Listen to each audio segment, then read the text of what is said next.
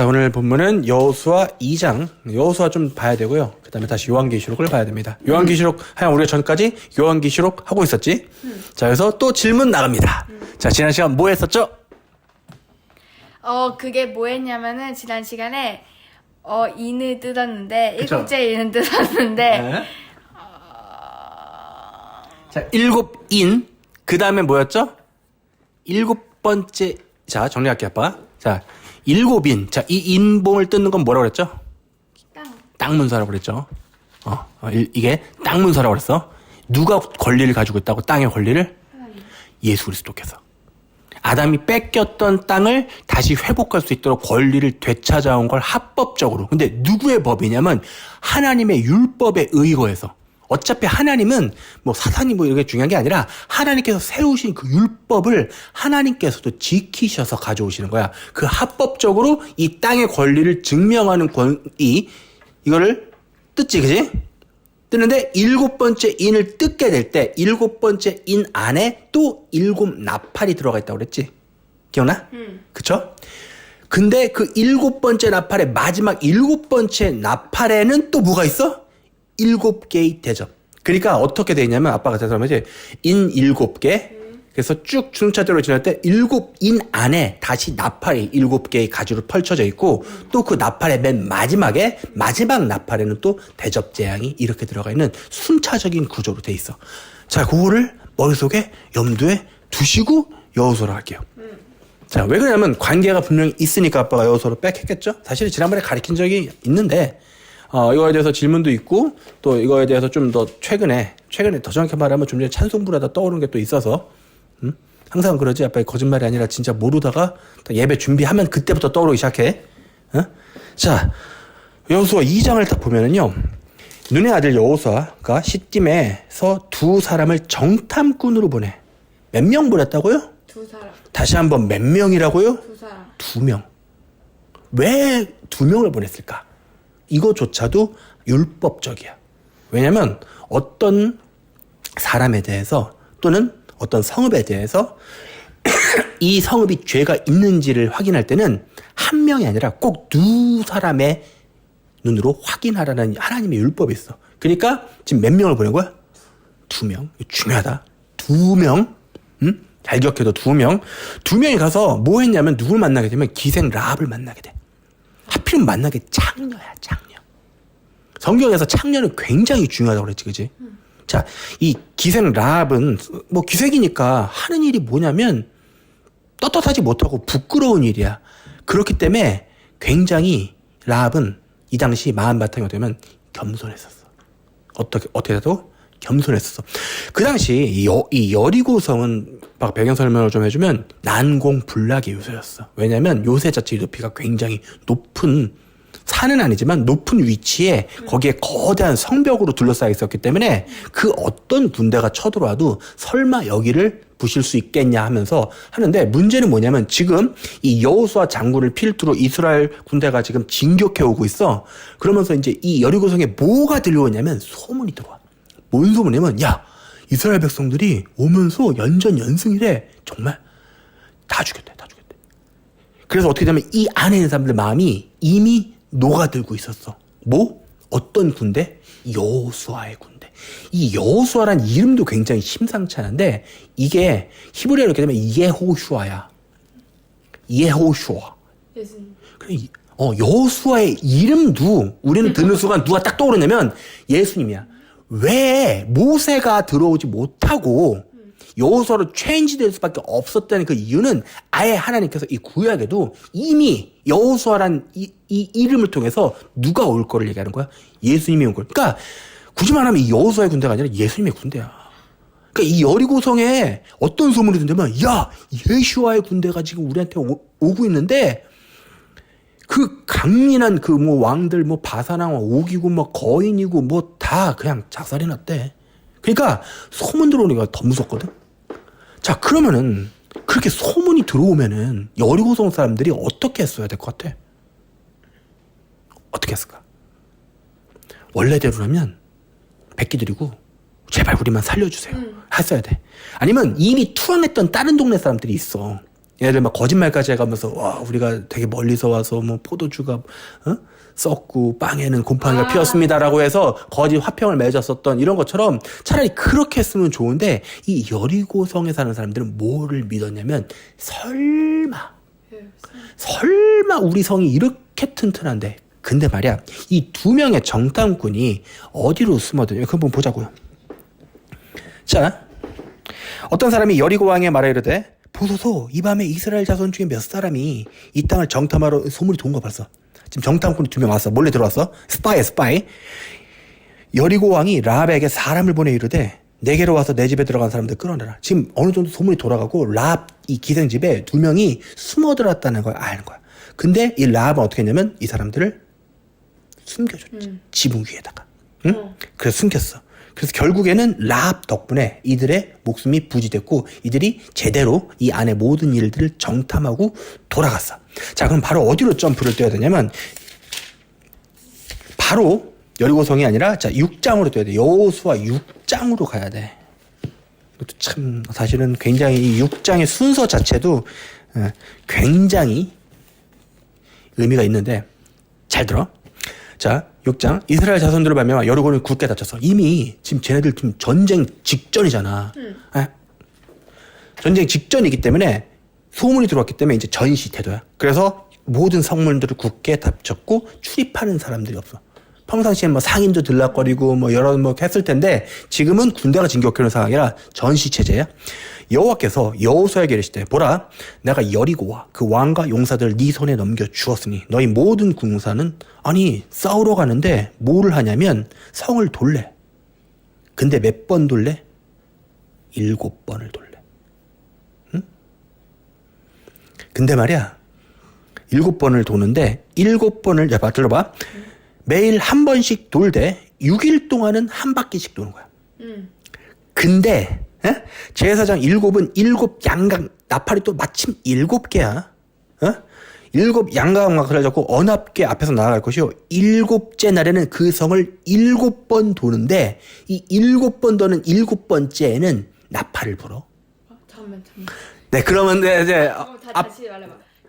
자 여리고성을 7번을 도는데 하루 이틀 해서 6일째까지는 한 바퀴씩만 도는데 7번째 날에는 7바퀴를 돌아요.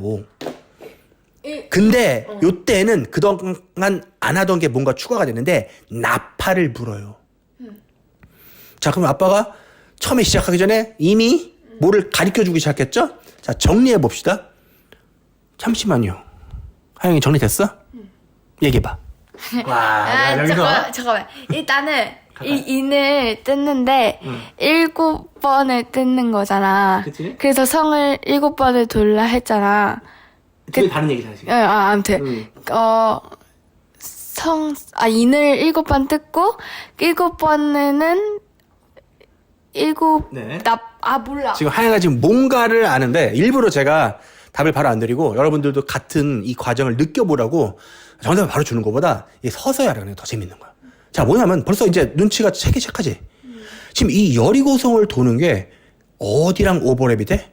요한계시록에 우리가 7인을 뜯는 것과 이 여리고성이 도는 게 관계가 그냥 있어 보이는 게 아니라 아주 이 정도면 이미 하나님께서는 이미 여리고성의 해프닝을 통해서 뭔가를 우리에게 말씀하시는 게 있는 점. 정리해 줄게. 별로 어렵지 않아. 여리고성은 뭐의 상징이냐면 이 세상이야. 이 세상이 어떻게 망가지니? 우리 다 알고 있잖아. 여리고성이 무너졌지. 여리고성이 무너질 때 어마어마한 숫자가 이미 죽었어. 자, 요한계시록에서도 마찬가지로 6번째 인이 뜯어질 때 어떤 일이 벌어지면 거대한 지진이 난다고 분명히 요한계시록에서 명시하고 있는데 마찬가지로 여호수아에서도 우리가 확인할 수 있듯이 자, 그 부분 볼까? 자, 7째 날 새벽에 그들이 일찍 일어나서 전과 같은 방식으로 7번 도니 그 성을 7번 도는 건 그날뿐이었어. 7번째 제사장들 나팔을 빵! 불 때 여호수아가 백성에게 이르되 외치라 여호와께서 너에게 이 성을 주셨나이라. 자, 그래 어떻게 돼? 20절 이에 백성을 외치고 제사장들은 나팔을 불매 백성이 나팔 소리를 들을 때 크게 소리질러 외치니까 성벽이 무너져내려. 응? 백성이 각기 앞으로 나아가 그 성에 들어가서 그 성을 점령하고 그 성 안에 있는 모든 것을 온전히 바치되 다 죽이는 거야. 이 바친다는 말이 제물로 드린다는 소리야. 어? 남녀노소와 소와 양과 나귀를 칼날로 다 죽여버리는 거야. 누구만 살았을까? 기생 라합과 라. 그리고 플러스 거기서 끝이 아니야. 그 집 안에 있던 자들은. 왜냐면 약속이 있었어. 무슨 약속이냐면 2명의 정탐꾼이 자 여기서 또 하나 아빠가 2명 그랬지. 이 2명의 정탐꾼도 분명히 요한계시록의 어떤 부분과 관계가 있는데 요한계시록의 2명의 증인. 그러니까 철저하게 이 요한계시록을 여호수아가 미리 이런 거는 예표한다고 그래. 성경은 참 하나님께서는 일부러 그러시는 거지. 왜냐면 우리에게 뭔가를 중요한 것의 그림자를 항상 보여주셔. 성경에서 가장 중요한 게 예수 그리스도이기 때문에 예수 그리스도의 그림자는 뭐 한두 명이 아니지. 나중에 이제 요셉도 좀 더 자세히 다룰 건데 요셉 같은 경우도 완전히 막 예수 그리스도의 그림자적 인물로 거의 모든 걸 제대로 다 수행했어. 다윗도 마찬가지고 모세도 마찬가지고 하여튼 성경의 굵직한 중요한 인물들은 거의 다 예수 그리스도를 예표한다고 볼 수 있을 정도로 하다못해 삼손까지도 그래.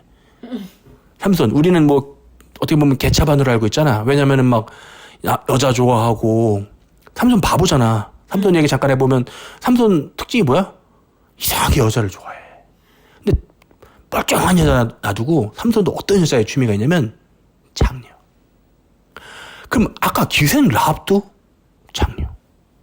그치? 이쯤 되면은 아니 왜 이렇게 장녀에 대해서 어떻게 보면 선호하는 그게 보일 정도로 자 성경에서 얘기하는 창녀의 가장 큰 의미를 이해하려면 먼저 문둥병에 대해서 깨달아야 돼.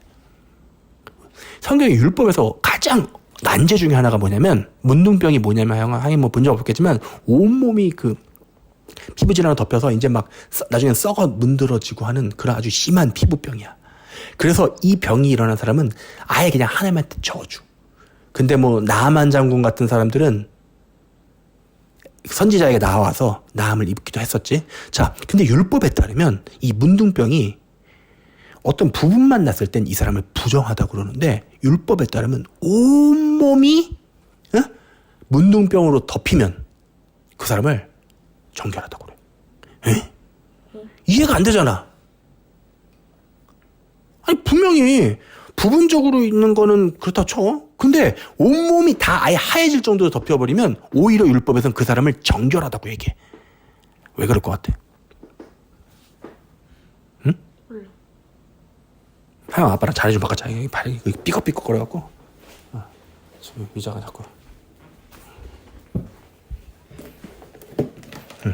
자 다시. 아니 왜 온몸에 병이 뒤덮였는데 그 사람을 정결하게 나갈까? 자, 하영이는 어떻게 생각해? 모르겠어? 혹시 아시는 분? 네. 아니, 이해가 안 되잖아. 그래서 아빠가 좀 이런 거 궁금한 것도 잘 생각하거든? 또 하나님한테 여쭤봤었지. 가르쳐 주시더라고. 뭔지 알아? 왜냐면 사람이 조금 이렇게 있으면은 자기가 인정을 안 해. 사람의 특성이야. 근데 아예 온몸에 뒤덮이면 어떻게 되는지 알아? 바로 그쯤 되어서야 사람의 본성상 어떻게 해? 제가 병자입니다라고 인정하는 거야.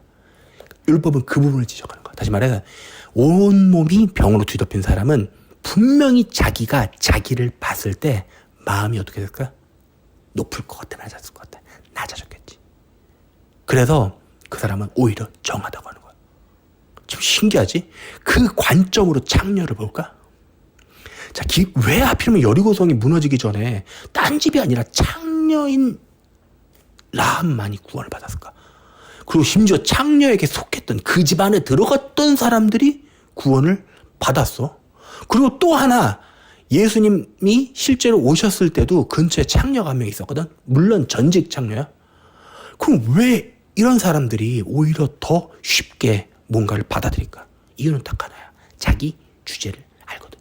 세상에서 제일 무서운 게 어떤 사람들이냐면 오히려 자기가 좀 정결하다고 생각하고 자기가 좀 신앙적으로 됐다. 그러니까 아빠가 항상 얘기하는 거죠. 강조점이 나 믿음 나 정도면 됐지라고 하는 게 제일 위험한 상태야. 오히려 가장 하나님께서 보셨을 때 가장 정결한 사람들의 원형은 이 오늘 나온 라합처럼 라합이 고개 빳빳이 들고 다녔을까? 고개를 그냥 땅에 받고 다녔을까?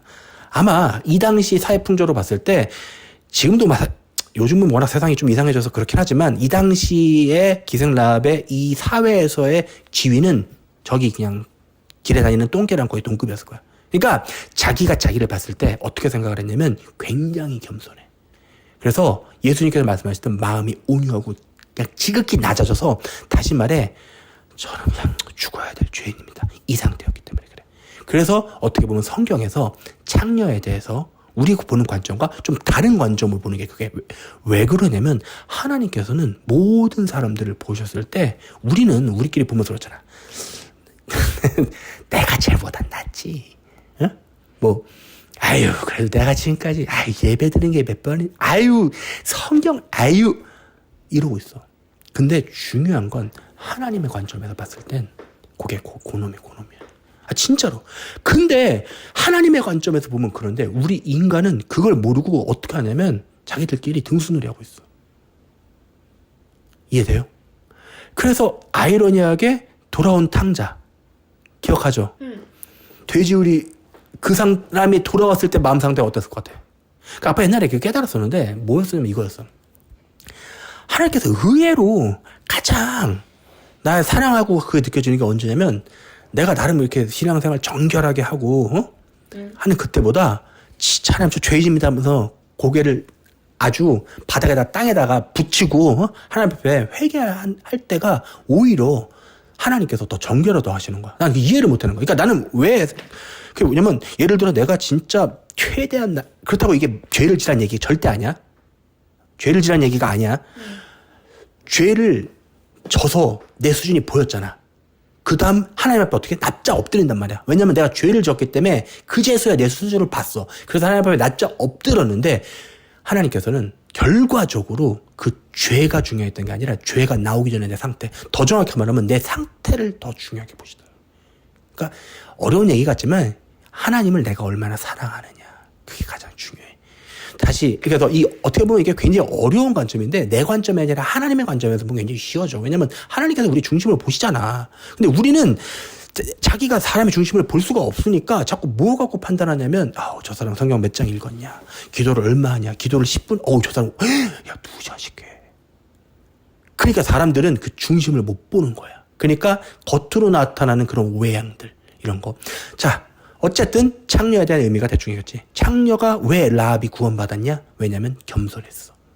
그리고 뭐가 들었어? 사실 여리고성에 있는 모든 사람들은 다 소문을 들었어. 뭔 소문? 여기 망한대. 근데 재미나게도 두 증인이 왔을 때 반응했던 사람은 그 집밖에 없었어. 그러니까 싸우겠다고 다 문 걸어 잠근 거잖아. 생각해봐. 여리고성 분위기가 우리 그냥 투항합시다. 사실 그랬으면은 이미 회개된 상태였다면 이 여호수아군에 가서 다 죽일 필요도 없었겠지만 그러나 한번 해보겠다는 거지. 마치 뭐와 똑같냐면 지금 예수님과 그의 군대가 똑같이 우리를 향해 진격해 들어. 자 오늘 이제 요한계시록에서 다시 갈게. 요한계시록 어디로 가야 되냐면요.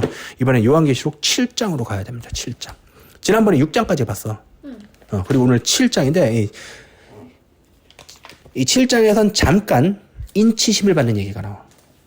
분명히 지난번에 6장 6번째 인까지 떨어졌거든. 그때 어떤 일이 벌어지면 지진이 났지. 그리고 7째 인 얘기가 바로 나와야 되는데 갑자기 여기서 하나님의 인 얘기가 나와. 자, 2일 후에 내가 내 천사가 땅에 내 보퉁이에 선 것을 보니 내 천사 그 하나님 주변에 있는 스랍들 기억하죠? 땅의 사방에 바람을 붙잡아 바람으로 하여금 땅이나 바다에나 각종 나무에 불지 못하게 하더라. 또 봄에 다른 천사가 살아계신 하나님의 인을 가지고 해 도는 데부터 올라와서 땅과 바다를 해롭게 할 권세를 받은 네 천사를 향하여 큰 소리로 이미 이 천사들이 땅과 바다를 다 해롭게 다시 말해 심판을 행하기 직전이야. 근데 이르되 우리 하나님의 종들의 이마에 인치기까지 땅이나 바다나 나무들을 해하지 말라 하더라. 자, 그러니까 이 인이 하나님의 인이 하나님의 백성들에게 처지기 전까지는 뭘 할 수 있어? 땅이나 바다나 나무들의 거대한 정도의 어떤 이런 징조들이 나타나기 전이라는 걸 알 수 있어. 자, 내가 인침받은 자를 수를 들으니 이스라엘 자손의 각 지파 중에서 인침을 받은 자들이 14만 4천이라. 그래서 이제 여기서 아예 그냥 얘기를 해줘. 유다 지파 몇 명, 12,000명.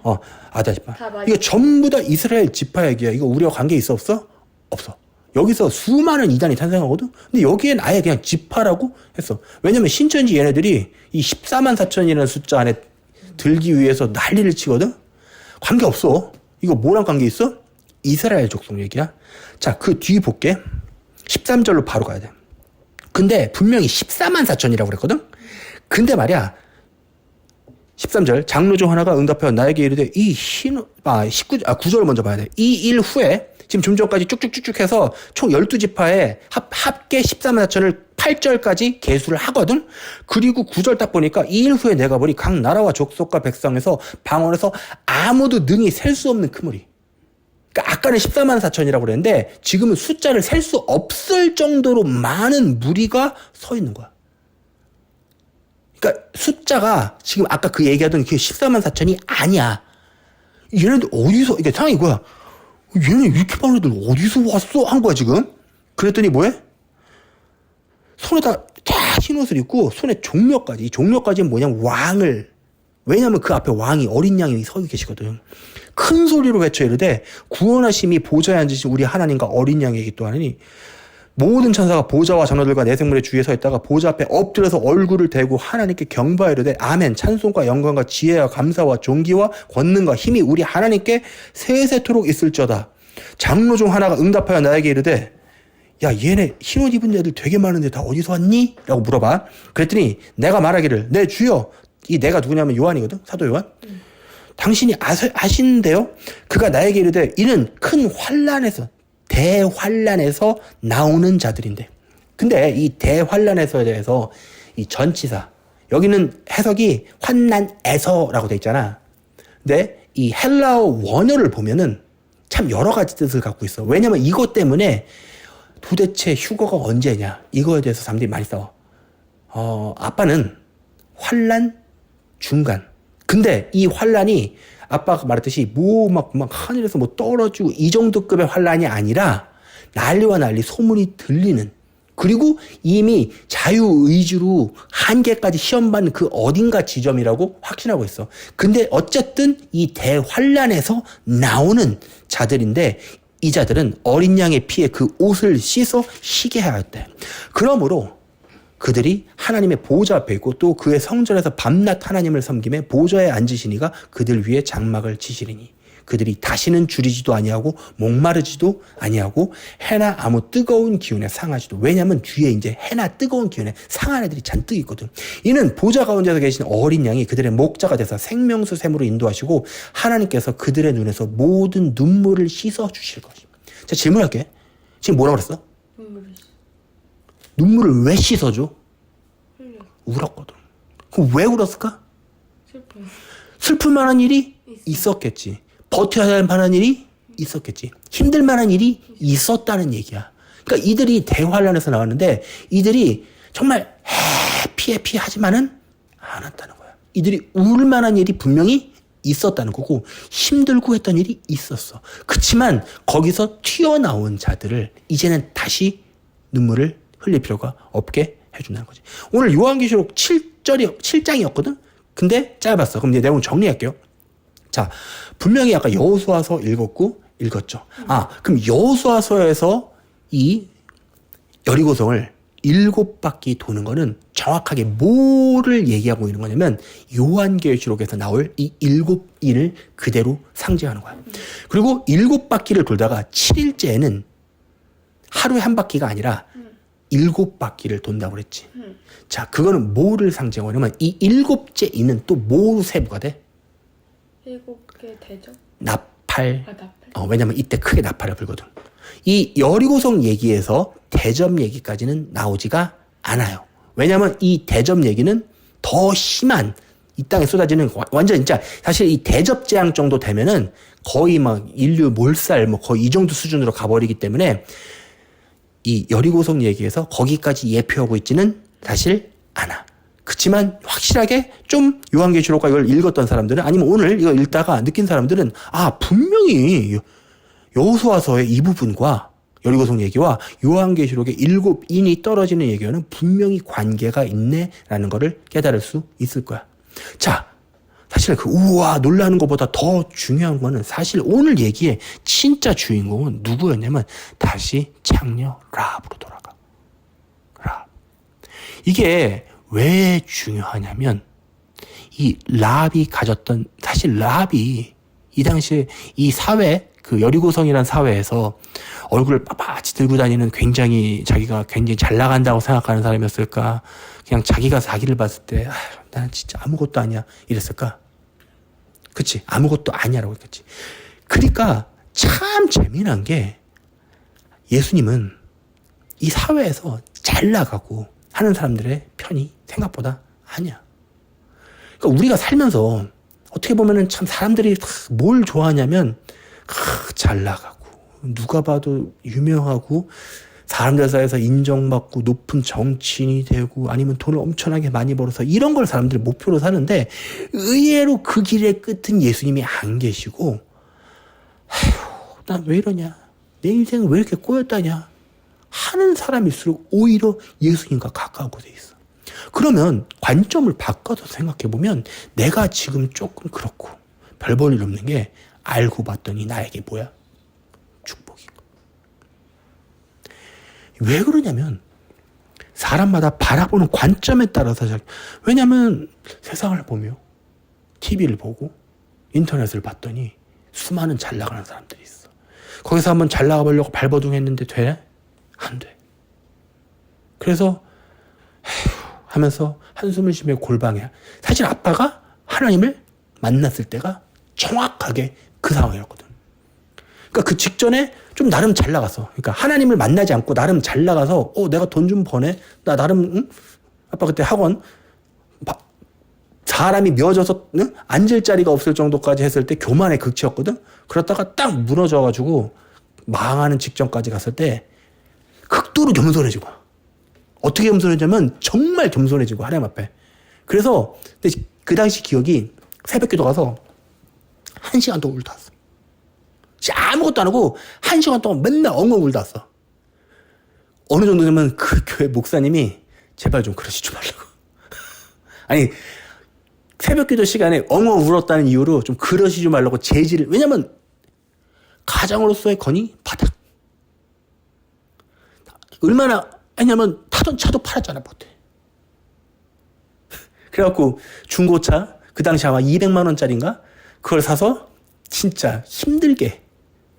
그래서 아빠가 그 차 타고 다니면서 어떤 기도를 했냐면 근데 진짜 차 타고 다니면서 아빠가 근데 참 하나님과 대화를 많이 나눴어.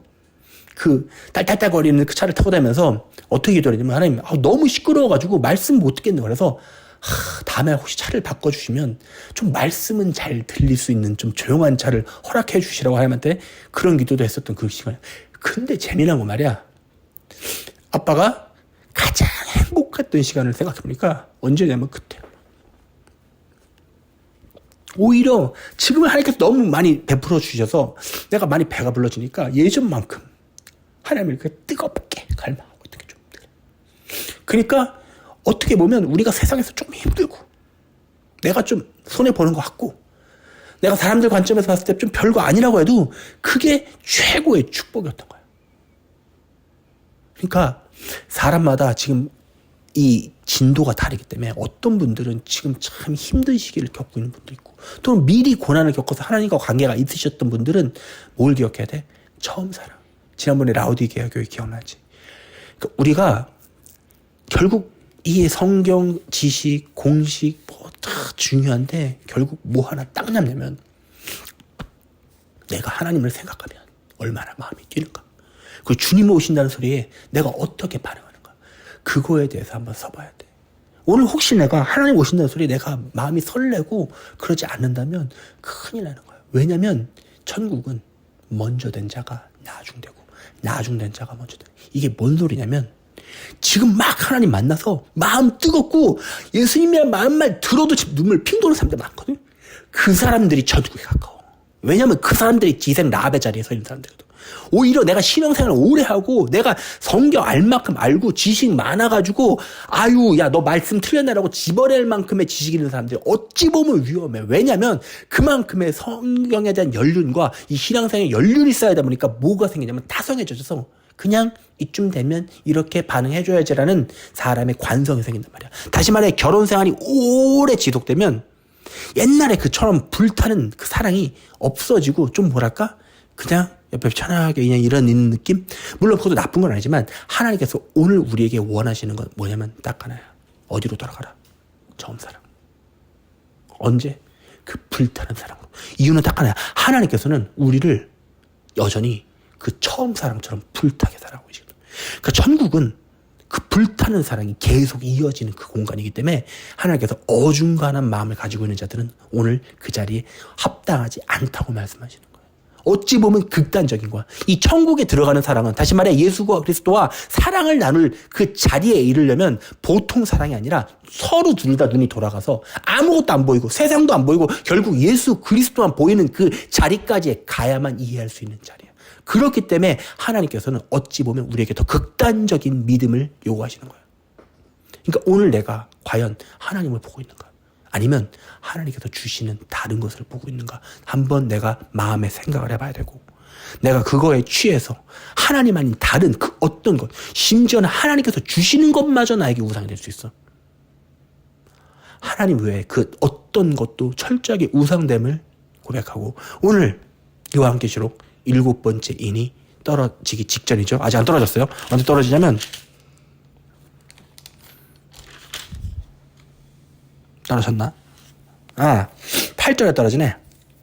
오늘 7장이라서 아직 안 떨어졌어요. 근데 다음 시간에 이제 7째 인이 떨어지면서 거기서부터 이제 7째 나팔이 시작되게 되는데 여기서부터는 재앙의 시작이야. 지금 뭐 정확히 뭐 몇 번째 인이 떨어졌니? 사실은 모르겠어. 근데 사실 그거보다 중요한 건 요한계시록을 한번 정리를 해야겠다는 마음을 하나님께서 계속 주셔서. 근데 요한계시록 아빠도 부담돼. 이게 정말 힘들어. 설교하는 입장에서 최고 힘들어. 왜냐면 내가 뭐 한마디 했는데 후폭풍이 많이 오거든 항상. 경험상. 근데 확실한 거는 요한계시록은 지금 더 많이 읽어야 하는 책이야. 왜냐면 시대와 시기가 급하거든. 이제 곧 주님께서 이 인봉뜯기를 다 마치시고 땅에 올바른 권리를 요청하실 때 그때가 우리에게 가장 즐거운 순간이야. 왠지 알아? 이 땅의 주인이 바뀌는 거지. 지금은 사탄 이놈의 새끼가 권세를 잡고 있지만 그러나 예수 그리스도께서 권세를 가져오시게 되면 신분이 바뀌는 거야. 자, 신분 얘기했으니까 얼마 전에 느낀 건데 우리가 전부 마스크를 쓰고 있잖아. 이 마스크를 쓰고 있는 것 자체가 노예의 상징이래. 이게 지금 말했던 게 아니라 저 고대 이집트 시대로 가면 노예들에게 뭘 물리냐면 입에 재갈을 물려. 노예는 말하지 말아야. 말하지. 넌 말하지 말아요. 넌 듣기만 해라. 너는 내가 말하는 걸 그냥 개처럼 소처럼 일이나 해. 지금 사탄이 인류에게 뭘 씌웠어? 재갈을 물렸지. 뭐야? 모든 인류가 지금 뭐가 됐어? 노예의 신분으로 변했어. 노예의 신분? 하니까 또 어디가 생각나? 출애굽기가 기억나요. 왜냐면 출애굽기 벌어지기 전에 이스라엘 백성들이 전부 어떤 신분이었어? 노예의 신분이었지. 그렇기 때문에 우리는 깨달아 알아야 돼. 지금 우리가 행하고 있는 이 모든 일들이 다 뭐를 가리키냐면 종말의 때를 가리키고 있고 예수님께서 우리에게 다가오시는 것을 깨닫게 하고 있어. 근데 아직도 정신 나간 사람들은 여리고성에서 뭐라고 그러더라? 야, 이 성이 어떻게 무너져? 이렇게 튼튼한데. 야, 그런 신경 쓰지 말고, 야, 옆에 여리고성 최신 분양, 빌라 나왔단다. 분양이나 받으러 가자. 이러고 있는 거야, 사람들이. 근데 어떻게 돼? 여리고성? 무너져. 어떻게 된다고? 여리고성? 무너져. 이 땅 어떻게 돼? 무너질 거야. 사탄의 왕국? 다 무너질 거야. 돈? 그럼 이 땅에 있는 돈은 사탄의 그거 아닌가? 사탄의 거야. 결국 모든 시스템 다 무너질 거야. 이 모든 게 다 무너져야 예수님의 왕국이 오는 거야. 그러니까 우리가 지금 그냥 사용하고 있을 뿐이고 그냥 거기에 빌붙어서 노예의 신분에서 그냥 연명하고 있을 뿐이지 그게 나를 어떻게 해주는 게 아니라는 걸 깨달아야 돼. 왜냐면 우리는 지금이라도 밖에 나가려면 나 노예입니다라고 여기다가 쓰고 나가야 되잖아. 참 재미난 거는 높은 양반들 우리 TV 봐봐. 쓰고 있어 안 쓰고 있어? 안 쓰고 있어. 옆에 있는 사람들은 다 수행원들은 쓰고 있지. 이게 뭔 다르다라는 걸 보여주는 거야. 그러니까 우리는 지금 깨달아야 돼. 근데 이 노예의 신분이라 다가왔다라는 건 거꾸로 뭐야? 우리가 드디어 이 땅에서 풀릴 때가 왔다라는 거예요. 오늘 그게 말씀을 배웠던 요한계시록의 말씀이었습니다. 자, 기도합시다. 하나님 감사합니다. 주님, 잠시나마 예배 가운데 예전에 뜨거웠던 마음이 기억났습니다. 그래서 감사합니다. 하나님, 아무도 기억 못하고 할지라도 하나님, 저는 그때의 그 뜨거웠던 마음과 주님에 대한 사랑이 기억나서 너무나 행복했습니다. 주님, 간절히 바라고 나기는 하나님, 이 가슴 벅찬 감정을 많은 사람들에게 하나님 깨닫게 허락하여 주셔서, 하나님, 혹시 아직까지 주님을 모르는 자들이라면 이제 그 깨끗한 뜨거웠던 사랑으로, 불붙는 같은 사랑으로 들어갈 수 있게 도와주시고, 이제 마음이 식어가는 자들이 있으면 다시 오늘 밤 하나님 주님과의 관계 속에서 그 모든 뜨거웠던 마음을 허락하여 주셔서 주님만으로 충분하고 주님만으로 넉넉한 하나님 그 첫사랑을 회복하여 주시옵소서. 그래서 주님께서 더럽다고 입안에서 토해내는 라오디게의 교회처럼 하나님 그렇게 버림받는 교회가 아니라 주님께 칭찬받는 귀한 교회로 다시 태어나게 허락하여 주시어서, 하나님 이제 말세가 가까웠고 하나님 이 땅의 종말이 가까웠으나 사실 그게 중요하지 않습니다. 하나님, 우리는 이 땅의 종말을 바라보는 게 아니라 다가오시는 예수 그리스도를 바라봅니다. 이제 오셔서 우리를 종의 신분으로부터 해방시켜 주실 예수와 우리의 그리스도, 우리의 기름 부음 받으신 정말 진짜 왕을 기다립니다. 오셔서 통치하여 주시옵소서. 오셔서 왕에 앉으시고 진정한 그 권리를 행사하셔서 이 더럽고 추악한 세상으로부터 주의 백성만을 온전히 골라주시고 하나님 그 위에 군림하셔서 정말 왕 노릇하여 주시옵소서. 예수 그리스도 이름으로 기도했습니다.